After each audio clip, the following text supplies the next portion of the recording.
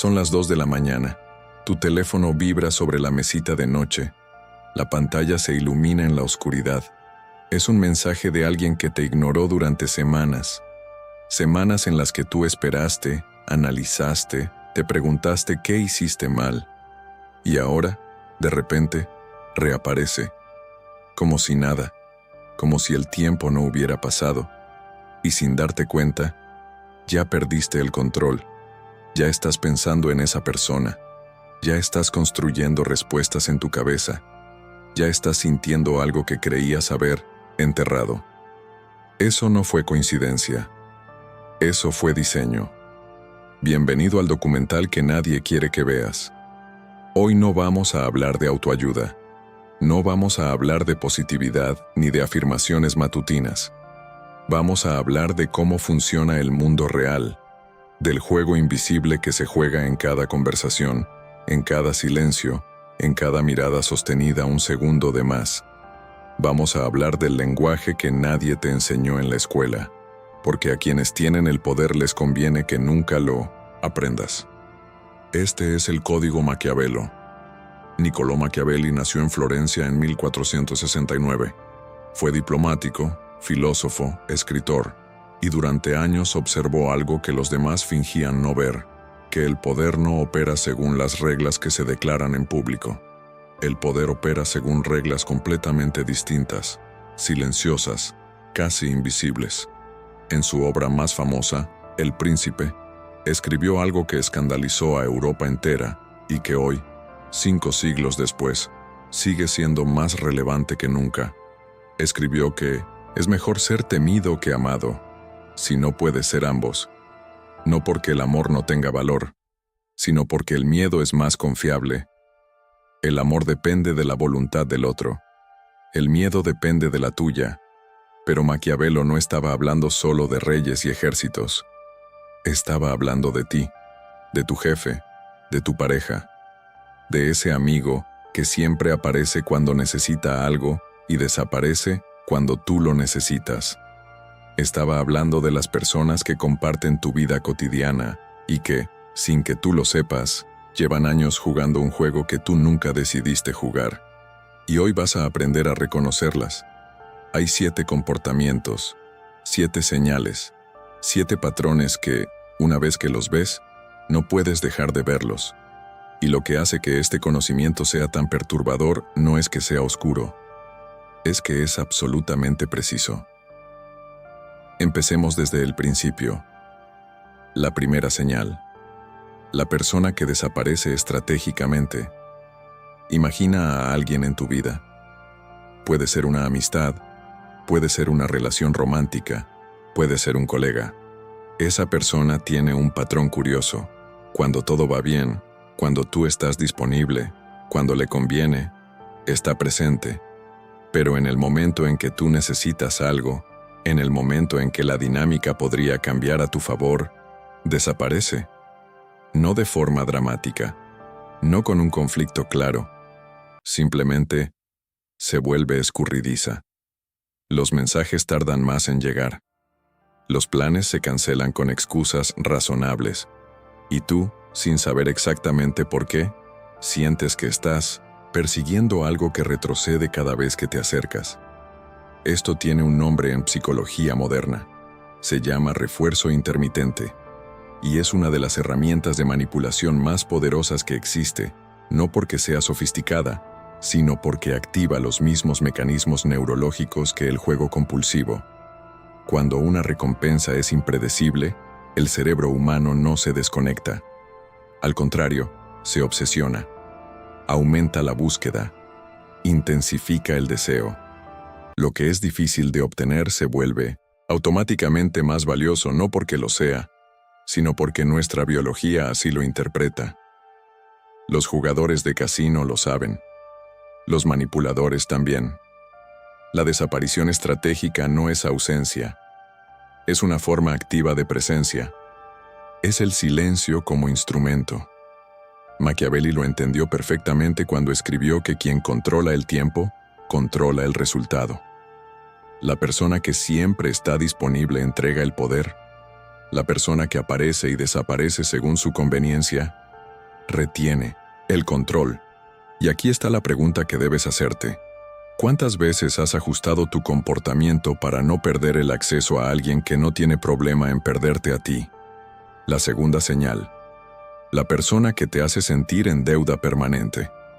Existe una categoría de personas que tiene un talento extraordinario para los favores, no porque sean generosas, sino porque entienden que un favor, en el ecosistema social correcto, es una inversión con retorno esperado. Dan antes de que pidas. Ayudan antes de que necesites. Y lo hacen con una naturalidad tan perfecta que parece genuina. Pero hay algo que distingue a este tipo de persona de alguien verdaderamente generoso: el contador. La persona generosa da y olvida.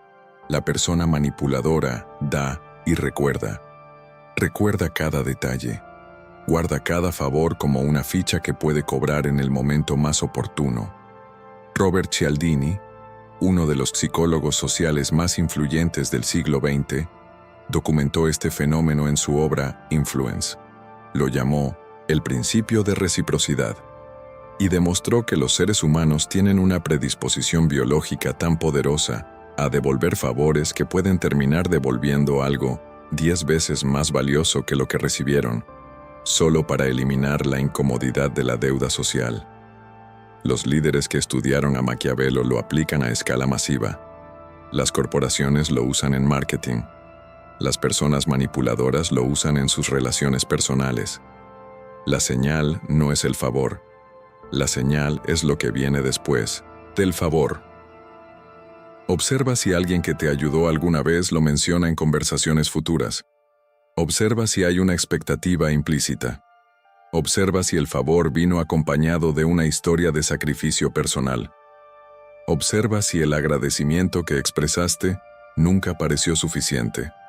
La deuda emocional es una cadena invisible, y las cadenas más efectivas son aquellas que el prisionero construye con sus propias manos.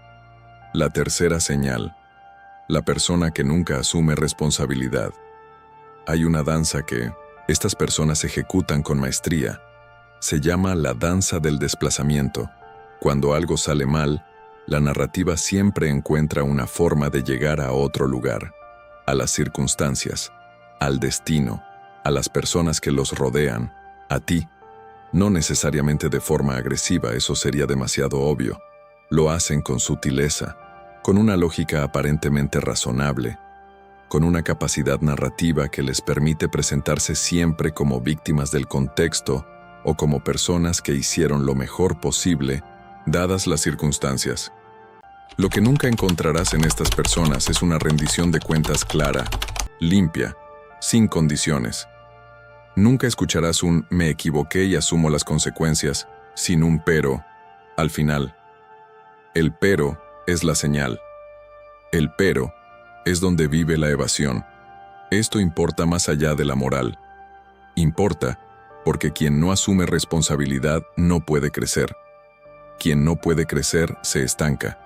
Y las personas estancadas inevitablemente drenan la energía de quienes les rodean, porque el crecimiento ajeno les resulta perturbador, les recuerda lo que ellos no hacen, y eso genera resentimiento disfrazado de cinismo o crítica.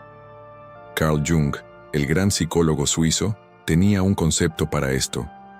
Lo llamaba la sombra, esa parte de nosotros mismos que no queremos ver, que proyectamos hacia afuera.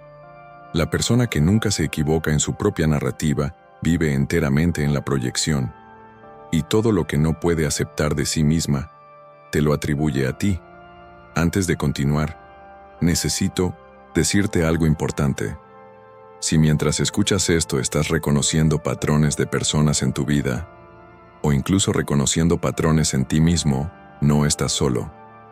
Este conocimiento no está diseñado para que te sientas víctima. Está diseñado para que nunca vuelvas a hacerlo. Tengo algo para ti. Un libro digital que va directo al núcleo de todo esto. Se llama Psicología oculta del autovalor.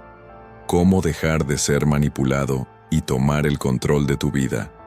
No es autoayuda convencional. Es psicología aplicada, estrategia social, y comprensión profunda de los mecanismos que gobiernan el poder interpersonal. Está en el comentario fijado y en la descripción. Encuéntralo ahí. Sigue viendo. La cuarta señal. La persona que te halaga en público y te erosiona en privado. Este es uno de los patrones más difíciles de detectar porque opera en dos registros simultáneos y contradictorios. En público, esta persona es tu aliada visible. Te defiende, te menciona con aprecio, construye una imagen de sí misma como alguien que valora y respeta lo que eres. Pero en privado, en conversaciones íntimas, en momentos de confianza, hay algo diferente. Comentarios que parecen observaciones objetivas, pero que tocan exactamente tus inseguridades. Preguntas que parecen curiosidad, pero que señalan tus puntos vulnerables. Silencios calculados justo cuando necesitabas afirmación. El filósofo Michel de Montaigne escribió en el siglo XVI que la lisonja pública es la precursora de la traición privada. No siempre, pero cuando el halago público coexiste con la erosión privada sistemática, estás frente a una estrategia consciente de control. ¿Para qué sirve este patrón?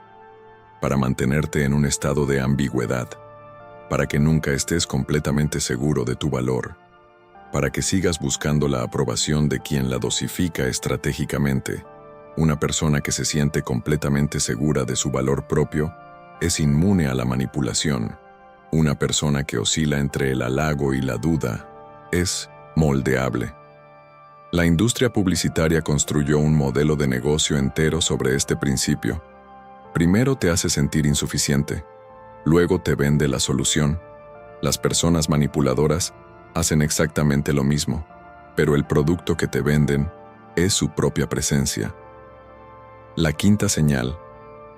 La persona que convierte toda conversación en competencia. Hay conversaciones que deberían ser intercambios y se convierten en arenas. Compartes un logro y recibes uno mayor. Describes una dificultad y recibes una más intensa. Expresas una opinión y recibes una corrección. No importa el tema, no importa el contexto. Hay una urgencia implícita de establecer jerarquía, de ganar, de quedar por encima. Esto no es simple ego. El ego es más honesto. Esto es algo más calculado. Es la incapacidad de tolerar el éxito ajeno sin redefinir la narrativa para preservar la posición propia. Y lo que revela no es fortaleza, sino una fragilidad profunda que necesita constantemente ser reforzada desde afuera.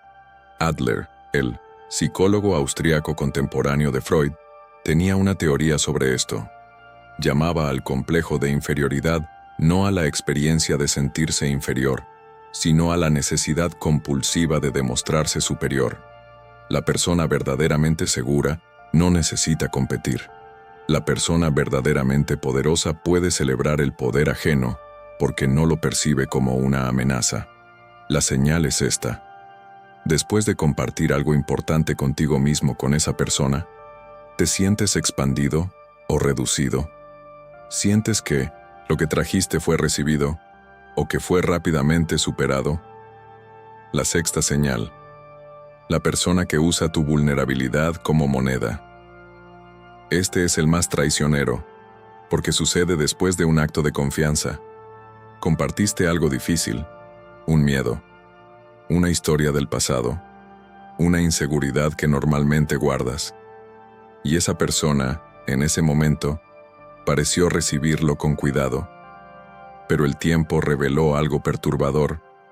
Lo que compartiste en confianza reapareció en una conversación pública como comentario de humor, en un momento de conflicto como argumento, en una conversación con terceros como anécdota. La vulnerabilidad es el acto más valiente que un ser humano puede realizar en una relación. Brené Brown, investigadora de la Universidad de Houston, pasó más de una década documentando por qué la vulnerabilidad es la base de la conexión humana genuina. Pero también documentó algo igualmente importante, que la vulnerabilidad compartida con la persona equivocada no genera conexión. Genera deuda, genera exposición, genera control. Machiavelli lo sabía. Escribió que quien conoce tus debilidades tiene sobre ti una forma de poder que ningún ejército puede igualar, porque las batallas externas se libran con recursos externos. Las batallas que estas personas libran, se libran con tu propio material interno. La señal de protección es simple pero radical. La vulnerabilidad no se debe a quienes la merecen, se debe a quienes la han ganado, y ganarla lleva tiempo, consistencia y reciprocidad real. La séptima señal. La persona que existe solo cuando necesita algo. Esta es quizás la más común, y la que más se disfraza de amistad o afecto porque, cuando aparece, lo hace con una intensidad que parece genuina. Hay calor, hay interés, hay conversaciones que duran horas, hay una presencia que parece real, pero hay un patrón que se vuelve evidente con el tiempo. Esa intensidad tiene ciclos, y los ciclos coinciden perfectamente con sus necesidades. Necesita un favor, y apareces en su vida con una luminosidad casi perfecta. El favor termina, y la intensidad se retira. Necesita apoyo emocional, y de repente, eres la persona más importante de su mundo. La crisis pasa, y el contacto se vuelve esporádico. Y si en algún momento intentas invertir el patrón, si intentas tú pedir algo, hay un silencio extraño. Una distancia que nadie nombra pero todos sienten. Aristóteles distinguía 3 tipos de amistad en su Ética a Nicómaco. La amistad basada en el placer, la amistad basada en la utilidad y la amistad basada en la virtud. Solo la tercera es completa.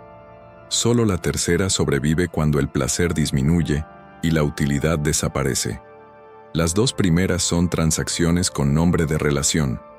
La pregunta que debes hacerte sobre cada persona en tu vida no es qué sientes por ella, es qué patrón ha mostrado a lo largo del tiempo. Los sentimientos son volátiles, los patrones son honestos. Hemos llegado al núcleo de todo esto, y necesito decirte algo que va más allá de los 7 patrones. Algo que une todo lo que hemos visto hasta ahora. Quien entiende las emociones humanas controla los ambientes. Y quien controla los ambientes, controla a las personas que los habitan. Este no es un juicio moral. Es una descripción de la realidad social tal como funciona, independientemente de si nos gusta o no. El mundo no está dividido entre personas buenas y personas malas. Está dividido entre personas que entienden este juego y personas que no. Las primeras diseñan los ambientes. Las segundas los habitan sin saber que fueron diseñados. Pero hay una tercera categoría, una categoría que Maquiavelo insinuó, pero que los grandes filósofos posteriores articularon con más claridad.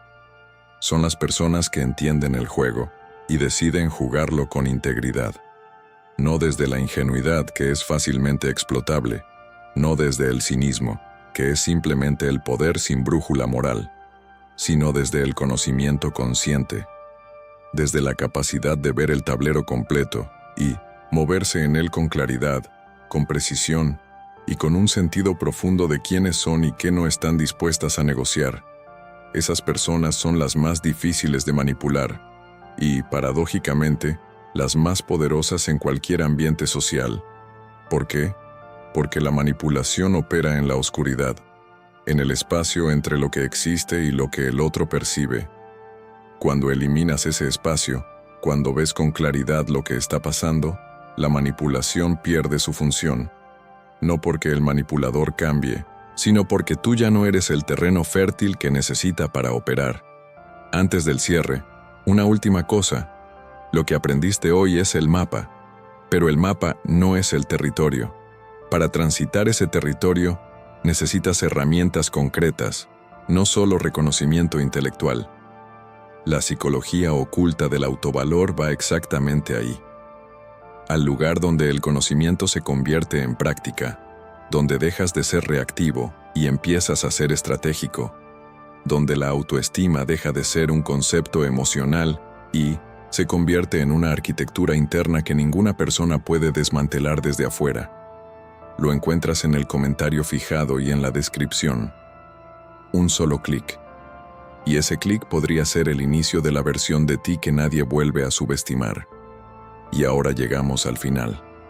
No al final de la historia, sino al final de una forma de ver. Porque una vez que ves estos patrones, no hay vuelta atrás. Una vez que entiendes que la desaparición puede ser estrategia, que el favor puede ser inversión, que el halago puede ser instrumento, tu mirada sobre las relaciones humanas cambia de manera permanente. Y eso puede sentirse inquietante al principio, como si hubieras perdido algo, como si la ingenuidad tuviera un valor que no supiste apreciar mientras la tenías. Pero lo que realmente ocurre es diferente. Lo que ocurre es que te vuelves más libre, porque la ingenuidad no te protegía, solo te dejabas indefensa frente a lo que existía de todas formas. El conocimiento no destruye las relaciones, destruye las ilusiones, y en el espacio que dejan las ilusiones, tienen lugar las conexiones reales, las construidas sobre reciprocidad auténtica, sobre consistencia demostrada, sobre el tipo de confianza que no necesita ser reclamada porque se puede ver. La historia no recordará a quienes siempre dijeron lo correcto. La historia recuerda a quienes entendieron cómo funciona el poder y decidieron usarlo con propósito. Y en tu historia, en la escala íntima de tu vida cotidiana, ocurre lo mismo. Las personas no recuerdan quién era bueno, recuerdan quién era imposible de ignorar. Conviértete en esa persona, no desde la arrogancia, desde el conocimiento profundo de quién eres y la decisión inquebrantable de no negociar eso con nadie. Hasta el próximo episodio del Código Maquiavelo.